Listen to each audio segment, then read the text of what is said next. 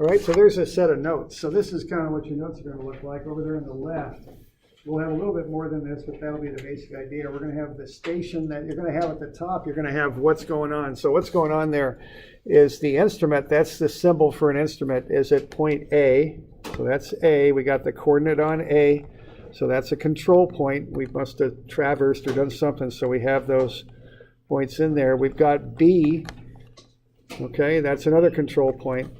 And then what we're going to do is we're going to start turning angles and shooting distances to these points on the path. So we're mapping up the path here. So what we got is the point we're shooting. We got the angle right we turn. We've got what we call the zenith angle, which is the angle vertically from the zenith measured straight up. And we got the distance. And based on that, you can come up with a map of the path. Okay, so let's kind of go through that and see how this would go. All right, so on the next page there, 922, I've got kind of a map of how this would go. So let's use the same sort of coordinates that we used last time. So we've got C and A, and what we did there, we figured out the azimuth on that, and I went ahead and did that again, but we've already done it. So we know this back azimuth is 75 degrees, 30 minutes. Okay. So we went ahead and we have these coordinates. A and C are control points. We've already surveyed them in, so we already know their location very precisely. We're confident of those. And, you know, we went ahead and ran through that on whatever page that was. 917, I think is where we got that figured out. And I went ahead and did it again there on this page 922. So we take the northings and the eastings. We remember to turn them around. So if we want to go from C to A, we take A minus C. And that's on your formula sheet there, upper right-hand corner. It has that switch in the letters. So remember that. That's kind of significant. So we take the northings of A minus C and the eastings of A minus C, and then we do an arctangent of the easting over the northing. And then we convert into degrees, minutes, and seconds. So we got 75 degrees, 30 minutes. That's the back azimuth. Okay. Okay, now we got the instrument set up out there, and we're going to turn an angle right. We're going to have a person on the prism who's going to go out here to point F, which we want to know the location of. So they're going to put that glass there on F, the prism, and we're going to turn an angle right and measure that angle right to them, and we're going to shoot the distance. All right. So the angle right there that is measured is 7215, and the distance is 6213. That's the horizontal distance. So now what we want to do is get a coordinate on F. Okay. So I'm going to take 7530, that's my back sight. I turned an angle right of 7215. When I add those up, I get 147.45. That's the azimuth from C to F now. And, you know, I always like doing this little compass deal when I'm doing this stuff to kind of get an idea of what reality is here. And it's not a very good circle, but you get the idea. That looks about right, okay? When I'm going from C to F, I could see how that would be an azimuth of 147.45 because east is 90 and south is 180, and I'm between them.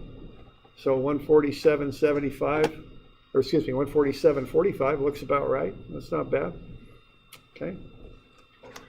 Now I want to get into decimal because I want to do some calculations with this. So to get it to decimal, I take the 45 minutes and I divide it by 60. And that's going to get me 0.75 of a degree. So in decimal degrees, that's 147.75, okay? So the 147.45 is degrees, minutes, and seconds. Okay, now I'm getting into decimals, okay? And the reason I'm doing that is so I can do some trigonometry with my calculator.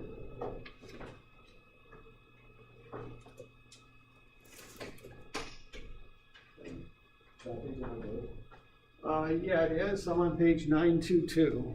So this is page 922. I'm about halfway down there. Okay. So page 922. So now what I've got is I've got an azimuth and a distance, because I shot the distance, and that's 6213, I think it is. So let's see what I can do with that, okay?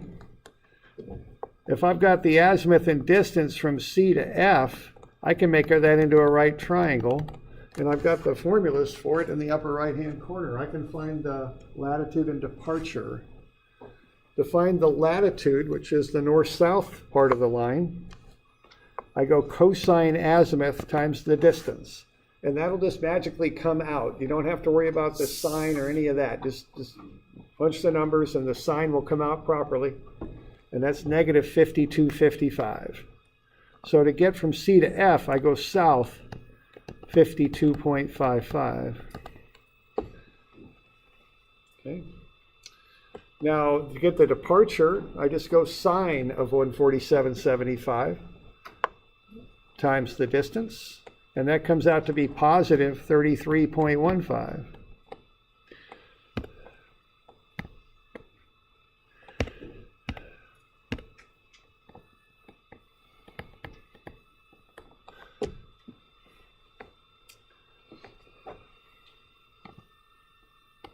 All right, so we go south 52.55, we go east 33.15.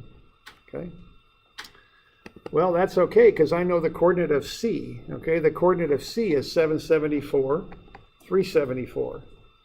So if I subtract off 52.55 from the 774, I'll get the northing of F. And if I add 33.15 to 374, I'll get the easting of F. And now I can plot that up. Okay. So what you can do if you're doing a mapping job is you can run through that and find the coordinates of all the points. And you can plot them up by hand on graph paper, or if you got AutoCAD, you can plot them up in AutoCAD, or, you know, there's quite a few surveying programs you can use to determine coordinates. And then you can make a map out of it. That's the idea here. All right. So that's kind of the drill with that, with making a map. You set up on a control point that you're confident you know the coordinate of, and that's point C. You take a backside on another coordinate that you're confident you know the coordinate, another point that you're confident you know the coordinate of, and that's A. Then you run the numbers and get your back azimuth. Okay, so I'm at C, I'm looking back at A. I do the subtractions and get the differences for northing and easting. I make that into a right triangle and do an arctan of that. The formulas are in the upper right-hand corner of your formula sheet, and get that back azimuth. That's 75.30. That'll be the same for every shot you take. Okay, you don't move the instrument when you do this type of surveying. You just plunk it down on a point, back sight, zero set, turn and measure the angle and shoot the distance, and record that. So what you do on your back azimuth, you add the angle right and get your forward azimuth, and you use that in the distance to get the latitude and departure, and add that and get your new coordinate. That's basically how that works. Okay.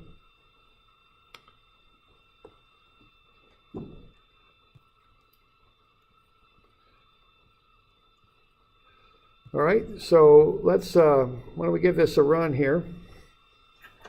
Let's see if we can do this. Let's have a look at what you're going to do for an assignment. That's on 951. And surveyors do like their calculation sheets, so that's on 952. And then I've got a piece of graph paper there on 953 for you. And I've got a partial key on 955. So that's what I've got. So let's run through this. Let's do one or two of these. All right, so I've got the instrument at A, and A is 150,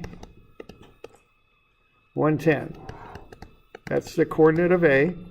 I'm on page 951. I'm going to back sight B, and that is at 250, 10. Why don't you make that into a triangle and figure out that back azimuth. So what's the back azimuth there? From A to B.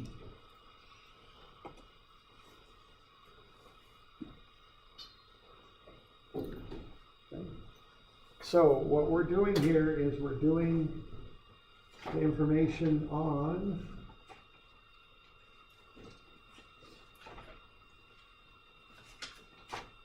page 917. That's basically what we're up to. We're doing that process to get that back azimuth on page 917. So do the subtractions to get the sides of the triangle, and then do the trig and get the back azimuth.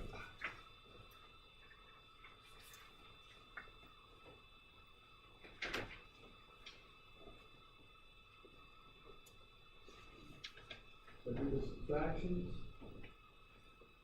And we're going from the instrument to the back side. So we're going from A to B, so you take B and subtract off A, but we switch the order on the letters.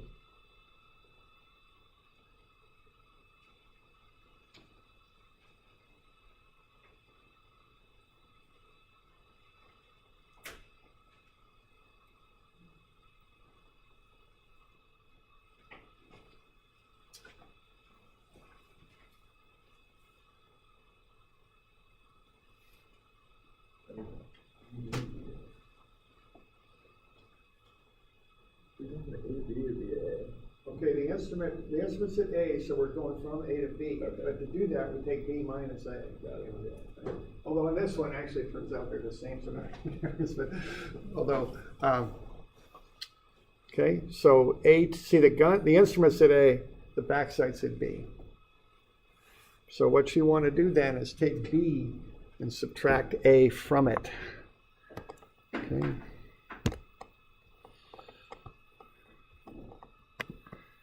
So for B, we got a northing, we got an easting. For B, what do we got? We got 250 and 10.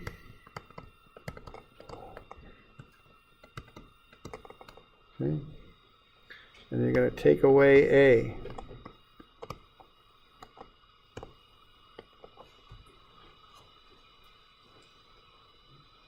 That'll get you that difference that you want.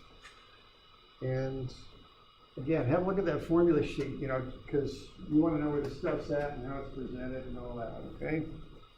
So we're going to take away A.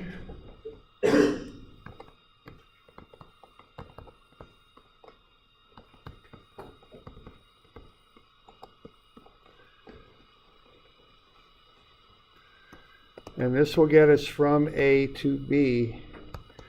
It looks like we're going to go 100 north. And as it turns out, it's 100 negative, so that'll be not 100 east, that's 100 west. Does that look about right to get from A to B? Okay. So why don't you run the arctan formula there and find out what that back azimuth is.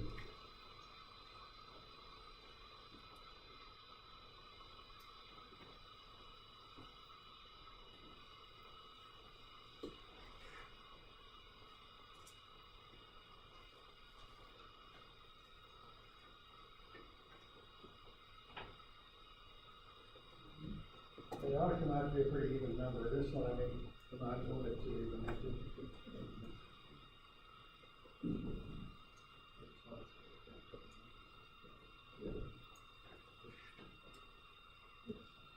That was just the word down 3 numbers at least. Good next time.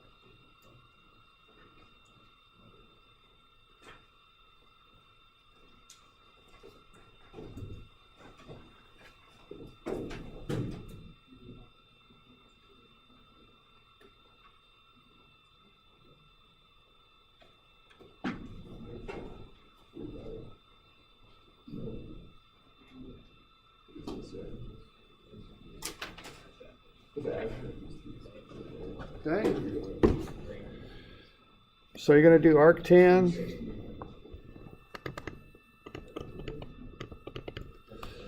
All right. The easting, the change in easting goes on the top. The change in northings goes on the bottom. And I think when you do that, you're going to get negative 45 degrees. Is that what you get? Okay. So that, if you do it decimal style, you get negative 45.00. That translates to negative 45 degrees 0 minutes. All right, now what does that mean as far as our little circle and all that? What, if I were to give that an actual azimuth, what would it be? Yeah, 315, okay, yeah, okay, and you know, I keep harping on this, but it's so important when you're out there. You know, you got to see it. You got to kind of call it what it is. You know, negative 45. See what your calculator's doing is that, because we're calling due north 0. That's 45. Well, what that is in a real azimuth coming around this way, that's 315. Okay, you all good with that? Okay. And when we're out there working on the field, you know, you've got to have that spatial sense to when you're laying stuff out. It's important. Okay. All right. So what we do now on this calculation sheet here, which is on 952, we've got the instrument. Where is that at now? So that symbol there means instrument. And, you know, we like to keep our records very carefully there. So instrument is at coordinates 150, 110. So that'll go in there. Okay, our back sight is B, and that's at 250, 10, right? And our back sight azimuth is 315 flat. Okay. And what we're doing there, we're doing a survey on page 951 of that piece of ground there. We got a fence going around a path and a pond. Okay, that's what we got. All right, so station 1, let's write down what we've got there for station 1. We've got an angle right of exactly 90 degrees and a horizontal distance of 56, 56. All right, now we're at a 315 flat. And I would put this somewhere else because I'm gonna write this stuff down. But once you get in a rhythm on this, so to speak, you don't want to, you know, you just want the numbers on the calc sheet. That's all you want, okay? So you don't want to be writing your calculations on that sheet because they'll get in the way. We're going to add 90 to that, right? Because we're going an angle right 90s because we got the instrument here. We're looking back here at B. We're turning 90 degrees, so we're over here now. You all good with that? So 315 is our backside azimuth. So when we add that, what do we get? We get a 405. And we'll take a full circle off of that to make it a real azimuth. So we're at 45 degrees, aren't we? Makes sense, right? We started at negative 45. We turned 90, so now we're at positive 45. That's in DMS, degrees, minutes, and seconds. I want to get that into decimals, so that's 45.00 degrees, because my calculator likes decimal. Okay. Everybody good with what I'm up to here? Okay. All right, now I'm going to get the latitude and departure. So to get the latitude, I'm going to take cosine of the azimuth times the distance. And to get the departure, I'm going to take sine of the azimuth times the distance. All right. And I'm going to get the latitude and departure.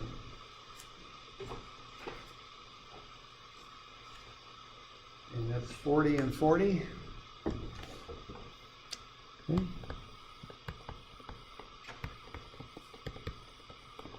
So that's my latitude and departure.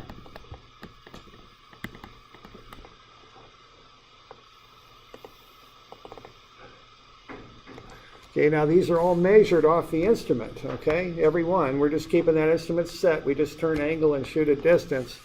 The instrument's at 150, so if I want my northing, I take 150, add the latitude to it, and I get 190. That's this one. Then I take my departure and add it to my easting. And that gets me the easting. We're good with that? That's the drill on this. Okay, and we're going to do that repetitively for each one of the 13, is it 13 shots? And what you want to come up with is the northing and easting of all those points. Okay. Now, surveyors do like their little calculation sheets when they're doing this, okay, because it makes your work just systematic. It's like you're a human spreadsheet. You're just kind of working through it. Cleans everything up, you know, less errors and all that good stuff. All right. So what we're going to end up with then are a bunch of coordinates there. Now your key, I just took it to the nearest foot because I'm plotting that stuff up, and the nearest foot's plenty good on the scale of the drawing we're doing, okay? So why don't you do number 3? Why don't you do that? Let's all do that. So let's look at number 3. I did 2 for you also, so let's do 3. You've got the angle right and the distance. So let's see what you could do with that.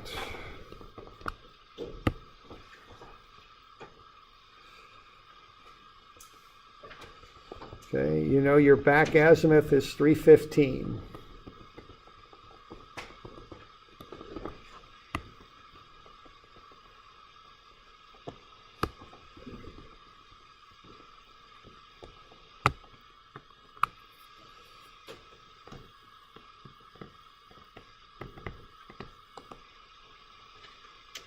Okay. Angle right's 102.32.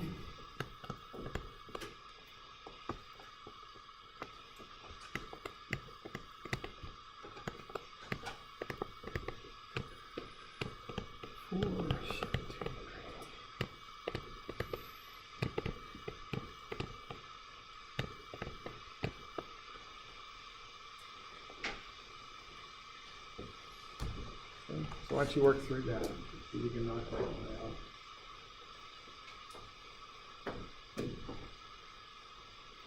Now, they don't do these by hand quite so much. You want you to do them just so you kind of understand what's going on. But nowadays, a lot of stuff's on computer.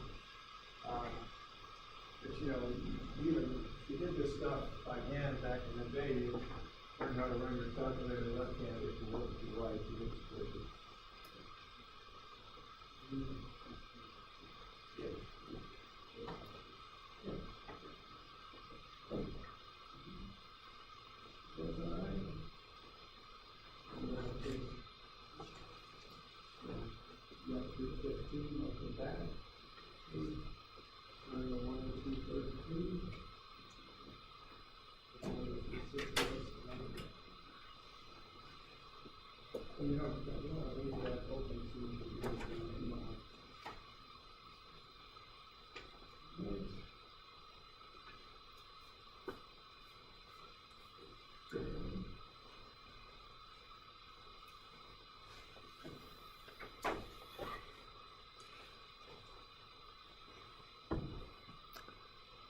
So 40, 50, is that 57.32? Is that what it comes out to be?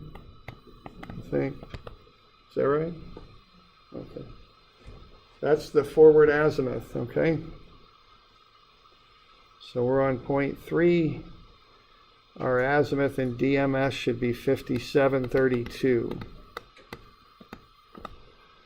But you can't do, most calculators aren't going to do math with that type of angle presented that way. So you've got to get that into decimal.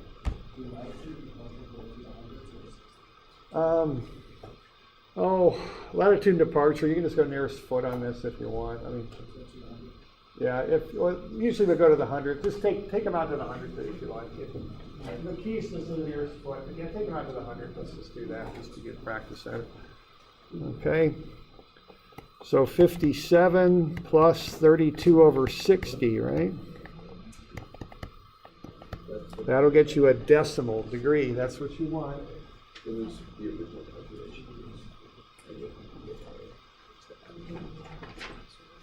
I don't know what, so let's see. 57.53. Why don't we take it out a little further? 4 places on it. 5333. Okay, thanks. Okay, so that'll be 57.5333. Go out at least 4 places, because if you don't, you start losing accuracy, and it doesn't hurt, okay? So that's a decimal degree.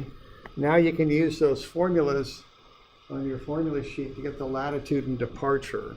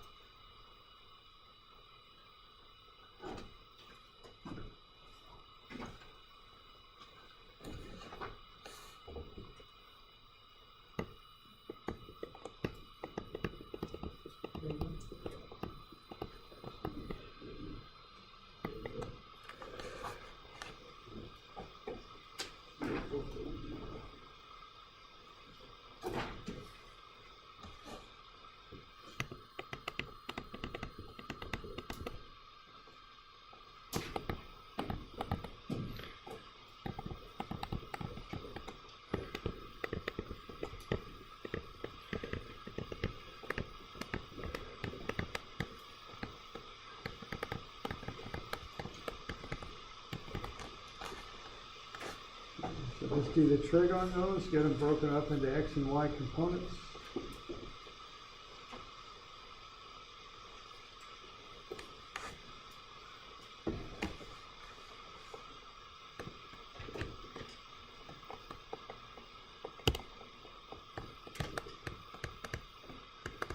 So 440 for the one, and then when you got that other one? Okay.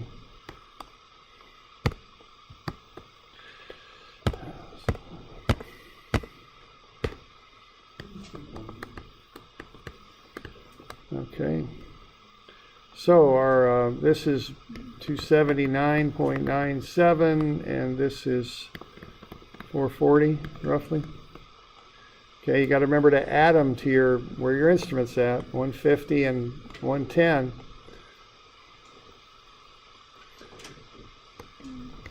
So 150, we'll call that 278 near enough. And then we've got 110 plus 440. So what do we get there? 428, is that right? And then 550.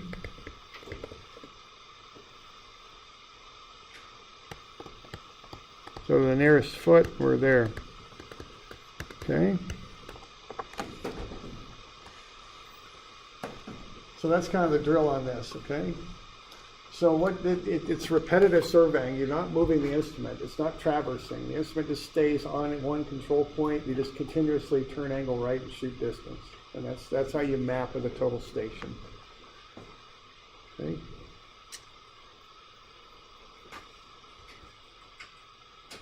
So what the goal here is to take page 953 and turn it into a map of the site. Okay. It's not 278, it's 279. Oh, right, thank you. Right. what do I got here? Yeah, it's 280, right? So I busted this one here, is that right? So 280 and so this is basically 280 here, thanks. So yeah, I busted that. So 280, there we go. So this is 430, okay. I'm just rounding to the nearest foot, okay? So 430, is that right? And then, yeah, okay, 430, 550, okay, good enough. There we go. All right, yeah.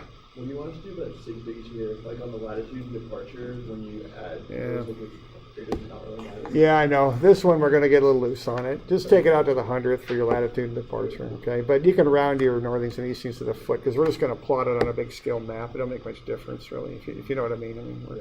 Okay. All right. All right, so we're going to get our goal here is to come up with northings and eastings for all 13 points.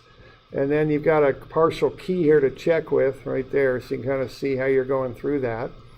You know, make sure you're getting close to that.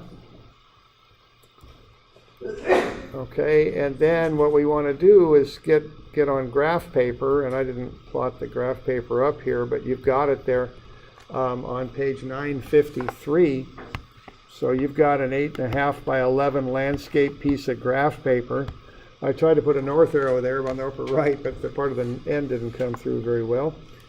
So if you look at the larger grids, what do we got? Is it 10, 1, 2, 3, 4, 5, 6, 7, 8, 9, 10? It is, and then 8 or 7, 3, 4, 5, 7. So 10 by 7. So you're going to have that gridded out. Well, not there. That's not quite right. 1, 2, 3, 4, 1, 2, 3. So there, if we look at the large grids, there's something like that. Okay. And the scale on this is 1 inch to 50 feet. And I gave you the coordinate there in the lower corner. It's 100, 100.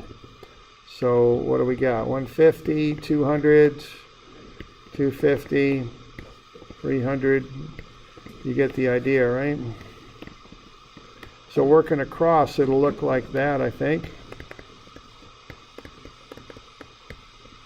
And then coming the other way, it'll be like this.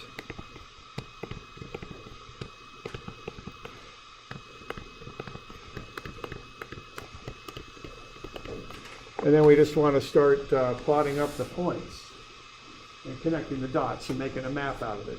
Pretty simple little map, 13 points. You're going to have a fence. The fence ought to be oriented north, south, east, west.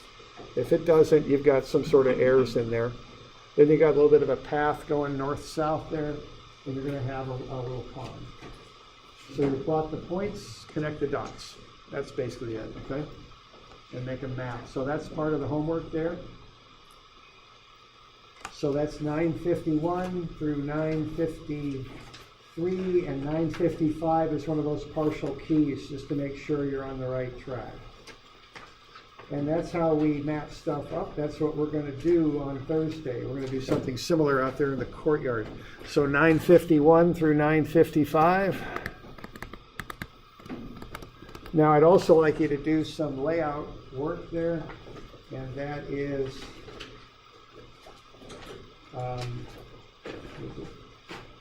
just 2 pages. I think so. Yeah, all right. So 941 and 942.